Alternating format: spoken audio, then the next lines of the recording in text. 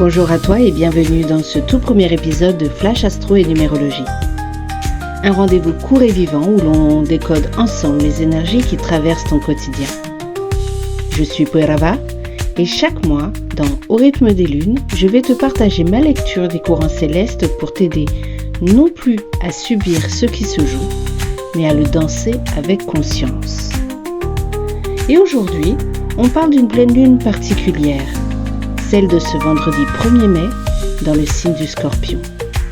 Et avant d'y entrer, il faut que tu comprennes le ciel qui la précède parce que cette pleine lune n'arrive pas dans n'importe quel paysage. Alors, je t'invite tout simplement à prendre de quoi noter, à t'installer confortablement, respire et on y va. La fin du mois d'avril est traversée par 3 grands mouvements planétaires, 3 portes énergétiques qui s'ouvrent en même temps. D'abord, Saturne et Neptune en Bélier. Ces 2 planètes qui se sont rejointes en début d'année dans une rare conjonction, puisque cette rencontre ne se produit que tous les 36 ans, et leur empreinte est encore bien vivante en cette fin avril. Saturne, associé au signe du Capricorne, représente la structure, la maturité, tout ce qui peut prendre forme dans le temps. Neptune, quant à elle, est associée au Poisson, signe du rêve, de l'inspiration, de tout ce qui peut venir de l'invisible.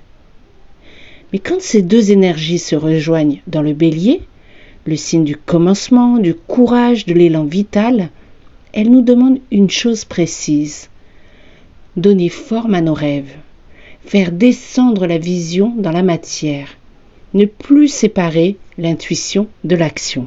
Donc si tu sens en ce moment un appel à incarner quelque chose de plus grand que toi, à oser un pas dont tu rêvais depuis longtemps, ce n'est pas un hasard, c'est cette énergie qui travaille en toi. Ensuite, Uranus vient d'entrer en Gémeaux. Uranus est la planète du changement, du réveil, de la liberté, souvent associée au Verseau. Cette fois-ci, il vient de quitter le Taureau, où il a secoué nos rapports à l'argent, à notre corps, à la matière, et ce depuis 2018. Et il entre durablement dans les Gémeaux pour les 7 années à venir. Avec lui, s'ouvre un cycle tourné vers la parole, la circulation de l'information, les apprentissages, les liens avec les autres. C'est le moment où nos manières de communiquer, de penser, de transmettre vont être profondément renouvelées. Quelque chose dont la façon dont tu t'exprimes au monde est appelée à se libérer. Imagine un grand vent printanier qui ouvre les fenêtres d'une maison restée depuis trop longtemps fermée. Voilà ce qu'est l'énergie d'Uranus en Gémeaux. Et c'est dans ce paysage-là qu'arrive la pleine lune du 1er mai en Scorpion. Le soleil en Taureau, qui nous ancre dans la matière, dans le corps, dans les plaisirs, dans les sens, illumine la lune en Scorpion qui, elle, nous plonge dans la profondeur, l'invisible, la transformation.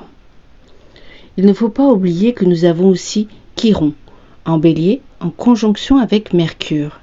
Celle-ci met en lumière depuis le 17 avril notre blessure la plus profonde. Cette pleine lune est une lune d'alchimie. Elle vient réveiller ce qui doit mourir pour laisser quelque chose d'autre naître. Pas de manière brutale, mais avec la précision d'une lumière qui éclaire un coin obscur que peut-être tu ne voulais pas regarder.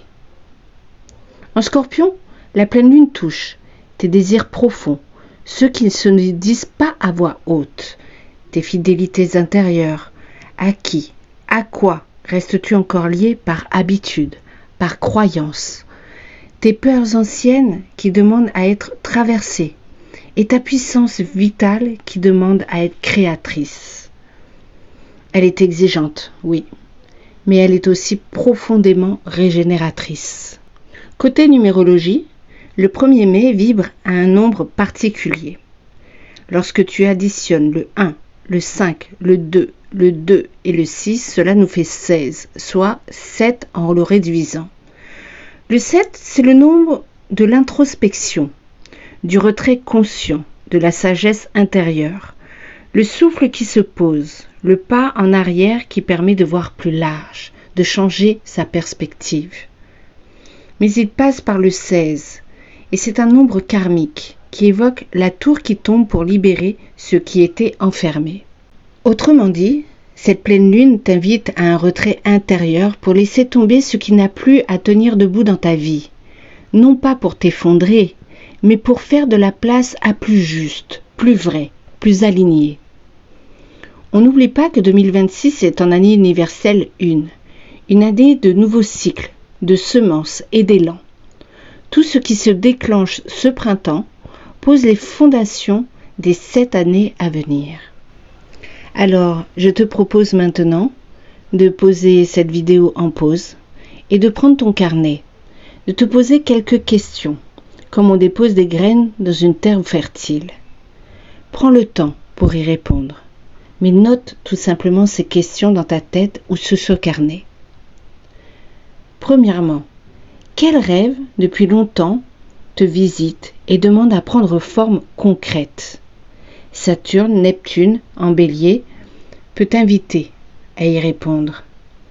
Tu peux aussi tout simplement te dire qu'as-tu posé comme intention le 17 avril dernier lors de la nouvelle lune. Deuxième question sur laquelle tu peux te pencher. Qu'est-ce que j'ai envie de dire, d'apprendre ou de transmettre que je n'ai pas encore osé exprimer? Ça, c'est l'énergie d'Uranus en Gémeaux. Troisièmement, qu'est-ce qui dans ma vie demande à mourir pour que je puisse vraiment renaître? Ça, c'est la pleine lune en Scorpion.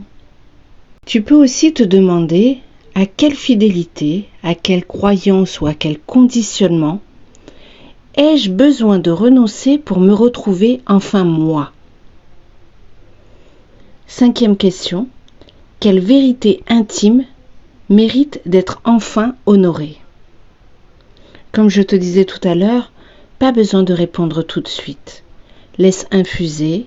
Ces questions vont continuer à travailler en toi pendant quelques jours qui suivent la pleine lune. Et à ce moment-là, tu pourras revenir sur ton carnet et laisser les mots se diffuser. Voilà ce que je pouvais te dire pour ce premier flash. Le prochain rendez-vous, on se retrouvera autour de la nouvelle lune du 16 mai, un moment de semence, de nouveau départ qui viendra prolonger en douceur les transformations annoncées par cette pleine lune. D'ici là, prends soin de toi, honore ton corps et écoute ton rythme. Tu n'es pas faite pour subir le ciel, tu es faite pour le danser. À très vite.